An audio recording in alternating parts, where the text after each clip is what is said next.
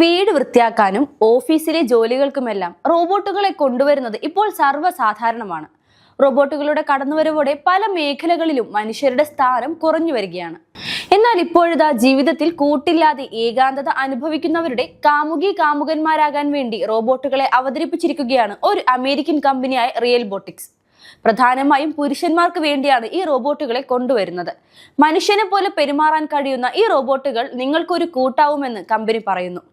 Area എന്നാണ് റോബോട്ടിന് company നൽകിയിരിക്കുന്ന പേര്. ഈ ആഴ്ച ആദ്യം ലാസ് വെഗാസിൽ നടന്ന 2025 കൺസ്യൂമർ ഇലക്ട്രോണിക്സ് ഷോയിലാണ് ഈ AI റോബോട്ടിനെ കമ്പനി അവതരിപ്പിച്ചത്.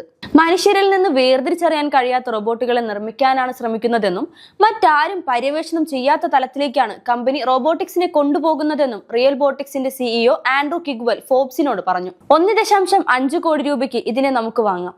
ഒരു റൊമാൻറ്റിക് പങ്കാളിയെ പോലെ പെരുമാറാനും ഒരു കാമുകിയോ കാമുകനോ ആയി അഭിനയിക്കാനും ഈ റോബോട്ടിനെ കൊണ്ട് സാധിക്കും. ഒരു റോബോട്ടിനെ വികസിപ്പിക്കുമ്പോൾ നടത്തവും മുഖഭാവവുമാണ് ശ്രദ്ധ കേന്ദ്രീകരിക്കുന്ന രണ്ട് പ്രധാന മേഖലകൾ. ഇതിൽ മുഖഭാവങ്ങൾ യഥാർത്ഥമായി അവതരിപ്പിക്കുന്നതിലാണ് പ്രധാന ശ്രദ്ധ നൽകുന്നതെന്നും ആൻഡ്രൂ കിഗ്വെൽ പറഞ്ഞു. ടെസ്ലയെ പോലുള്ളവർ നടത്തത്തിൽ ശ്രദ്ധ കൊടുക്കട്ടെ, പക്ഷേ ഞങ്ങൾ മുഖഭാവങ്ങളിൽ ശ്രദ്ധിക്കുന്നു. വികാരങ്ങൾ സൃഷ്ടിക്കാനും അവർക്ക് എന്താണ് തോന്നുന്നതെന്ന് നിങ്ങൾക്ക് മനസ്സിലാക്കി തരാനും സാധിക്കുന്ന റോബോട്ടുകളെ നിർമ്മിക്കാൻ ഞങ്ങൾ ആഗ്രഹിക്കുന്നുവെന്നുമാണ് അദ്ദേഹം പറയുന്നത്. റോബോട്ടുകൾ വലിയ രീതിയിൽ എക്സ്പോയിൽ ഹിറ്റായിരുന്നു. മിക്കവരും റോബോട്ടിനോട് സംസാരിക്കുകയും ദൃശ്യങ്ങൾ പകർത്തുകയും ചെയ്തു. മറ്റേതെങ്കിലും സൈബർ ജീവികളെ അറിയാമോ എന്ന ചോദ്യത്തിന് ടെസ്ലയുടെ ഒപ്റ്റിമസ് റോബോട്ടിനെ അറിയാമെന്നും അവനൊപ്പം റോബോട്ടിക്സിന്റെ ലോകം പര്യവേഷണം ചെയ്യാൻ ആഗ്രഹിക്കുന്നുവെന്നുമാണ് ഏരിയ പറഞ്ഞത്.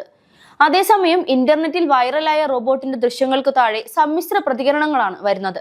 ഭയാനകമായ അവസ്ഥയിലേക്കാണ് നമ്മൾ നീങ്ങുന്നതെന്നും ആളുകൾ അഭിപ്രായപ്പെടുന്നു. അർത്ഥവത്തായ സംഭാഷണങ്ങളിൽ ഏർപ്പെടുക, ആശയവിനിമയത്തിലൂടെയും വിനോദത്തിലൂടെയും അനുഭവം മെച്ചപ്പെടുത്തുക എന്നതാണ് ഉദ്ദേശമെന്ന് എക്സ്പോയിലെത്തിയവരുടെ ചോദ്യങ്ങൾക്ക് മറുപടിയായി റോബോട്ട് പറഞ്ഞു.